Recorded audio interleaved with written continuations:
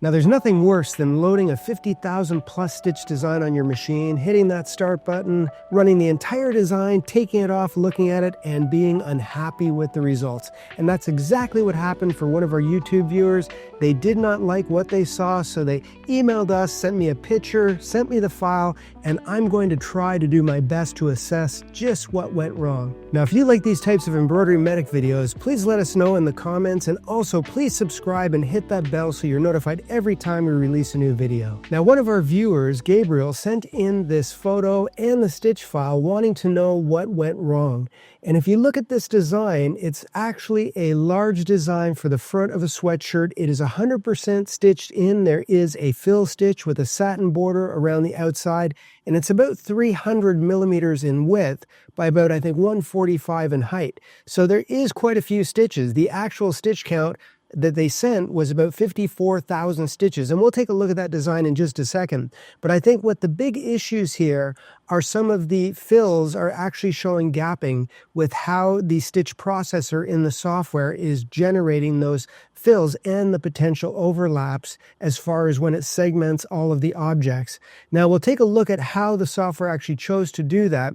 And you have to remember that not all programs are created equal, but I do know that the software that he used is a program that is well known in the industry. I personally don't have it, so I couldn't use the native file to actually go in and edit the actual nodes within the designs and change the settings. So I had to go in and look at the DST file, which is the Tajima file that is just really stitches and commands. You really can't edit those files that much because it's not seeing objects, it's just seeing stitches. But that gives me a good view of the inside. It's kind of like when a doctor gets the images from an MRI or you see x-rays, you're able to see kind of behind the stitches and see all of the foundational underlay, push and pull compensation. You can measure the stitches to see what stitch lengths were used. But those gaps here in the fill, which are kind of right here, and I see a little bit of underlapping right here as well, where things aren't connecting, those are some main problems that I see within the fills themselves. Now, the other things which are even more concerning are these areas that are gapping along the side. I can actually see between the fill and the satin a space where the fabric is showing through. And it's happening here, it's happening over here, it's happening a little bit on the bottom over here, and it's happening in the A as well on the side here and on this side right here. So there is some registration problems. The satin stitch isn't covering the fill stitch, which was laid down first. And that usually is not so much a software issue with regards to the stitch engine. That usually is an issue with how it was digitized, meaning that more than likely the person who digitized this would not have known to have used the significant amount of push and pull based on the direction of the stitch. So we're going to look at the file. I'm going to give you a really quick assessment as to why I think these things are happening, and then I'll show you what I did to correct this.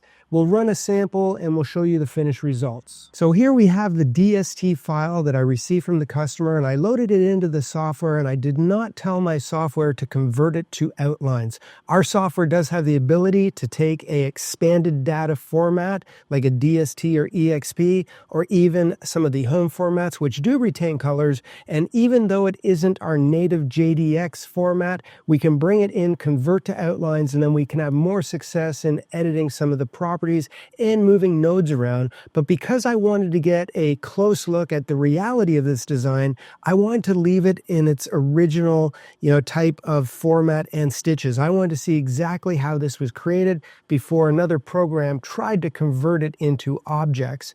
Now, looking at this, I can see right away within the sequence view that there is, 4 colors in this design, which in theory is actually really good. You want to make sure with a large design like this that you would actually create the, the blue and then the border around, and then the yellow and then the green around the outside. You wouldn't want to do this just in 2 colors in the design. So they have broken it up into 4, but there is some other strange little colors in here as well. Like here, there is actually a bunch of zigzag stitches within the outer part of the A and the inner part, which which tells me that either the software settings weren't correctly used, or possibly, and I can kind of see by this one here, where I do have this extra color here with some running stitches. On this side, there's zigzags. On this side, there isn't, but there is these running stitches which look inset. So this might have been potentially an applique design where they turned off or on some of the objects, because this kind of doesn't make sense. And there really is no underlay at all within these green stitches. I mean, if you look at these, there is that, blue stitch, which I perceive as probably a tack down stitch, but there's no underlay in that green border around the outside. And in this one over here, there is actually not really underlay, but there's a separate color of red that is there with a zigzag. So that again tells me that it might have been originally an applique design. Now I'm going to move this center to the screen, and I'm going to do a slow redraw so I can see exactly how this design would stitch out without having to run it on the machine. We already saw the finished results, that some of the fills were pulling apart and that there was gapping between the fill and the satin stitch that was outlining it. So when I go to this and I look at this, and let's hit the start, I can see that it's going to come in and it's going to do all of the, I guess, perpendicular underlay first. Now for this type of underlay, I think that it is probably a little bit too close together. You really don't need that little amount of space there between all those stitches. And the reason why I say that is, when you are embroidering on a sweatshirt, which is what the sample was, the sweatshirt is usually sewn on the bias, which means that the fabric pulls this way very easily, but it doesn't stretch this way as much. So having that perpendicular underlay there, it's good to have because you want to have underlay the opposite direction of the stitches, but you don't necessarily need that much underlay there. It's kind of like a waste of stitches, and it will increase the stitch count without providing any real benefit. And I think that's probably about 2.5 or 2 millimeters of space between there. So when I'm looking at this now and I see all of that underlay down, I probably would have done a edge run to secure the entire area and done some zigzags in there to counteract my horizontal stitches with my vertical stitches in the satin that'll come later. But all of these stitches are moving horizontally. And that, in my opinion, is a good move. That is the correct way to do a design like this, because if you put those stitches on an angle, then it's going to, because of the stretch in the sweatshirt, it's going to cause distortion within that fill, and it might be harder to line up. But the one thing that I will say is that the push and pull compensation wasn't really done that correctly, because looking here, you can see that all of these stitches that are going around, it's almost following right in the middle, all the way around the design. It's halfway all the way. And that is accounting for very little pull compensation, but the push is going to push down. So these areas here, it's going to have a negative effect. And these areas here, these lines should be pushed over a lot further away. Now coming back to this, and when I look over this, I can see again, it's starting actually, this one here started at the bottom to the top for the actual blue, which is good. This one's starting from the bottom to the top, which is good. I like to see consistent stitch flow of direction. So the shirt's being pushed in one direction for both of the letters. One isn't going this way and the other's going this way. That would be counterproductive. And that little gapping that you see, I'm guessing that might have been in the fill itself. That might have been more of a stitch engine problem, but I can see this one right here. This is probably why. It's moving up this way and then moving back down this way, and then it looks like it's going to move back up this way. So you're taking that material and you're pushing it this way and then pushing it this way and then pushing it this way. You're causing unnecessary distortion. So I see that as a stitch engine problem within the software. Again, I do not own this brand of software. I did play with the demo version. It wasn't particularly to my personal liking, not to say it's bad, but I think that that might have been one of the flaws, is because of the stitch processor, the way it's generating that fill. Then we're doing the exact same thing as we did before, where all of these stitches are going around the outside exactly halfway. So that fill stitch and the satin stitch is just going around almost like a fixed width satin or a steel. So it's really not accounting for any push or pull compensation within the design. And that is where I think the main issues are. I also would say that for those satin stitches, you really do need to have some stability on those satins. And right now, there's really no break wall or no underlay per se to make sure that the integrity of these stitches are, number one, clean.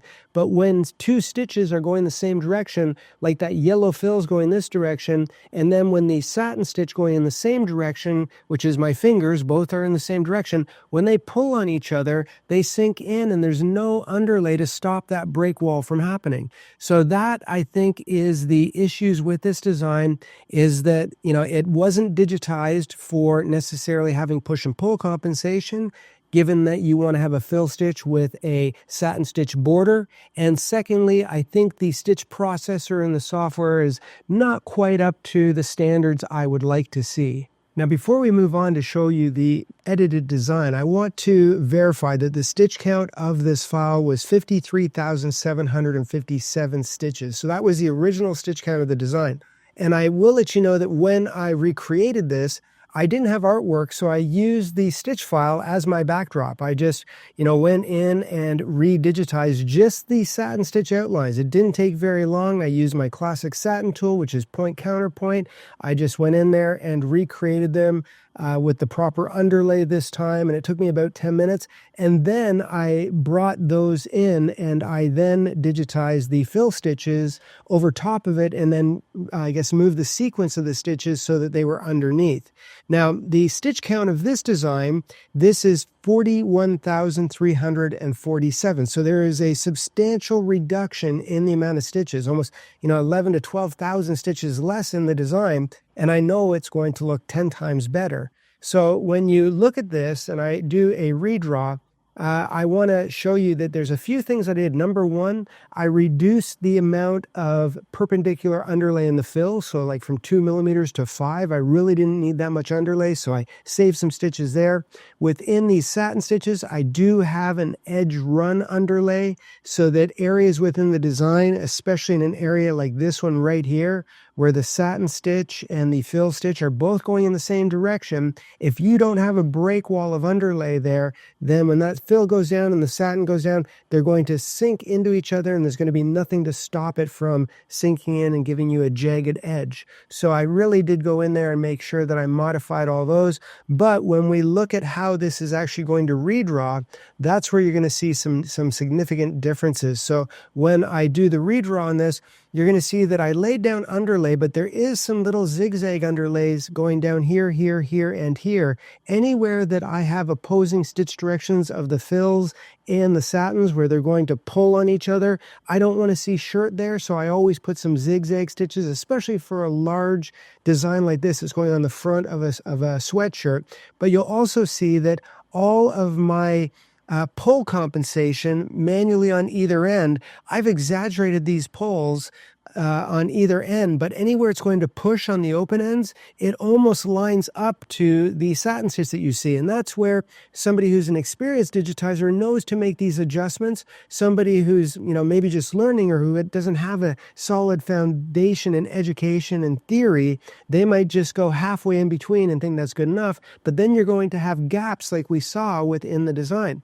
Now, this one here, this was where I did see some real issues with how we had a split in the fill. And I kind of said that was probably the stitch processor's fault. And it was, because when you look at how this one's done, it's going from the bottom to the top, and then it goes up one side, and then it goes back down and it pushes up. So in all three of these objects, I have them all pushing in the same direction.